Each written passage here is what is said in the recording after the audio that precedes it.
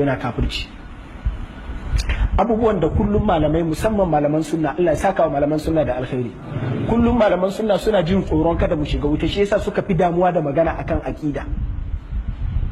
Kullum malaman sunna suna gadon manzon Allah ne sallallahu alaihi wasallam, suna son al'umman nan da alkhairi, ba sa son a ce mutane su shiga wuta. Ba in dai malamin sunna ne, ba damuwarsa ita ce daukakar da shi zai samu ko menene abin da za ku gan shi da shi ba, shi bukatarsa ita ce kada ku shiga wuta. Ya laita qaumi ya'lamun, ina ma da mutanensa su gane abin da shi ya gane. Wannan shine karatun malaman sunna. In uwana ku amsa kiran malaman sunna, wallahi tallahi ita ce kadai abin da za ta iya fitar da mutane. Malaman sunna su ne waɗanda kullum abin da ya shafi haƙƙin Allah ba sa so a yi wasa da shi, haƙƙin manzon Allah sallallahu alaihi wasallam ba sa so a taɓa.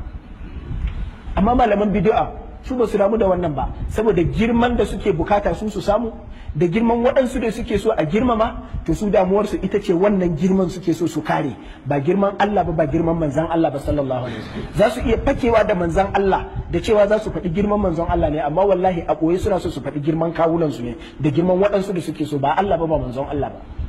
Wannan sai wurin malaman sunna zaka ji. Jama'a mu kiyaye duk abin da muka ji an ce akwai shirka ko akwai kafirci, amma malaman bid'a ba sa so su ji an ce shirka, ba su so su ji akwai shirka, a'a kawai ai ta magana akan aljanna kawai. Ta za a ce kuma waɗannan ayoyin kuma akai su ina? Kuma Allah ya ce kafirci kafirci kafirci. Kuma mun sani ayoyin alqur'ani Allah ya gaya mana akwai wanda yana sallah amma kuma zai iya zama kafiri, ba kawai don kana sallah shine kai musulmi ba. Laysal birra an tuwallu wujuhakum qibala al-mashriqi wal maghrib, ba kawai don kana sallah shine ka zama musulmi ba shi bane. Walakin albirra man aman, imani shine na farko. To imani bai zauna ba ana ta damuwa akan sauran abubuwa na ibadat. Jama'a mu bai da hankali mu kiyaye wannan don Allah. Allah ya tsare mu. Amma duk wanda ya mutu yana da imani to ba zai dawoma ba a cikin wuta duk laifin da yake yi, ko menene laifin wata rana sai Allah ya cire shi.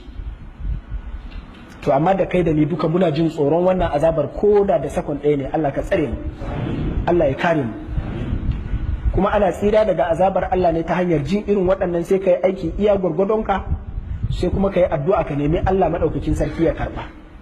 Kada wannan aikin ya sa ka ji cewa Allah ya riga ya karɓa har ka zama kullum kana takasu, kana gani cewa in Allah ya da ai za ka samu. Ba haka bane, kana yi kuma kana tsoro, kana yin abubuwa na ibada, kana kiyaye abubuwan da aka hana, kuma kana jin tsoro cewa ta yiwu a karɓa, ta yiwu kuma ba za a karɓa ba. Allah ka karɓa.